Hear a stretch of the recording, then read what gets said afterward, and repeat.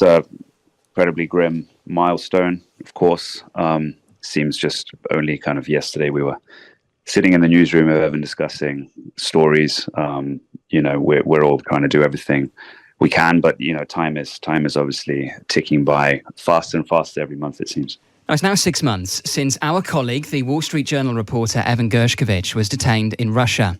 Evan was arrested in March during a reporting trip, accused of trying to obtain state secrets, a charge he and the newspaper strenuously deny. We can speak now with his colleague, Matthew Luxmoore, a reporter for the Wall Street Journal, covering Russia and Ukraine in Kyiv. Matthew, good morning. Good morning to you. 6 months on from his detention, I'm just wondering what your reflections are this morning. Yeah, it's a incredibly grim milestone, of course. Seems just only kind of yesterday we were sitting in the newsroom of Evan discussing stories. We're all trying to do everything we can, but time is obviously ticking by faster and faster every month, it seems.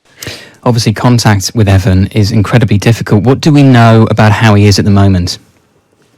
As far as we know, and Evan's definitely the kind of person who I think tries to give people the impression his spirits are always up, and I think tries to avoid speaking about his difficulties and things like that. As far as we know, his spirits are high. That's what we get from the letters his friends and family receive from him, and his colleagues, of course, as well. So that's heartening. Also, we get similar kind of reports from the U.S. ambassador and his lawyers who go and visit him. But of course, it's difficult, I think, and more difficult with every month that passes for him. And what is the latest, Matthew, with the appeals against his detention? So the judge extended his pre-trial arrest until the end of November, which will bring us up to, I guess, nine months since his arrest at the end of March. 8 months rather.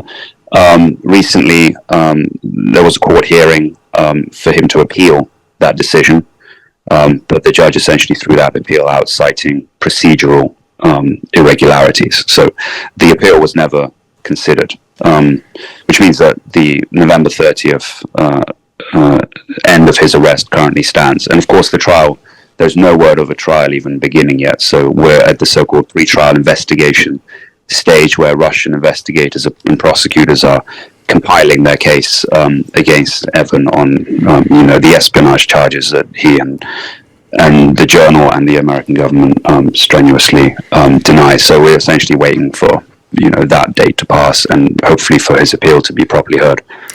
I always find it slightly chilling. Every now and then we see footage of Evan in a courtroom, in a box, at one of his appeal hearings. When you see that footage, how do you feel?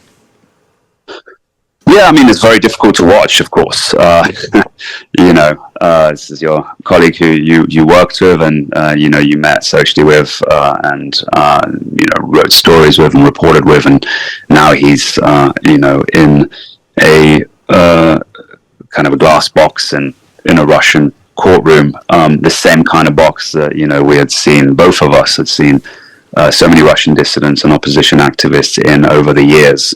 And now my own colleague is there. So obviously it's difficult to see. I think what kind of heartens me is the way he looks. I think he looks quite healthy as far as we can see. I know from Evan's letters to me that he's exercising daily.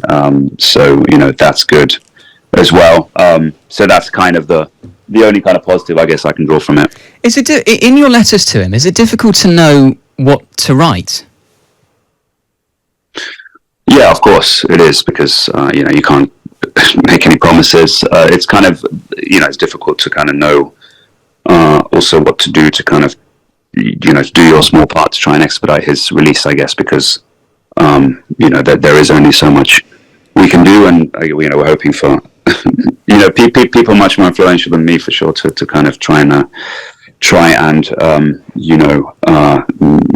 affect those negotiations and try and speed up his release. But you kind of give him updates on what's going on, and try and Evan loves gossip, for example, so you give him some office gossip and things like that. But yeah, of course, it's difficult to know exactly what to say, especially after so much time has passed. And just finally, Matthew, with the war in Ukraine dragging on, how much do you think we're missing Evan's reporting at the moment?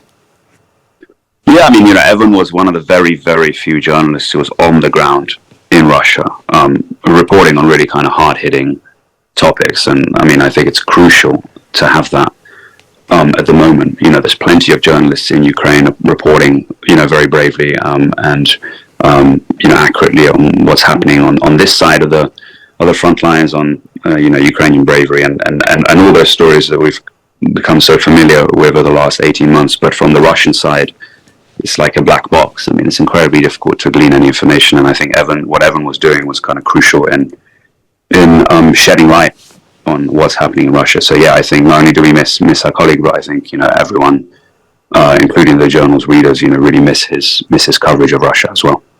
Matthew, really appreciate your time this morning. Thank you so much. No problem. Thank you.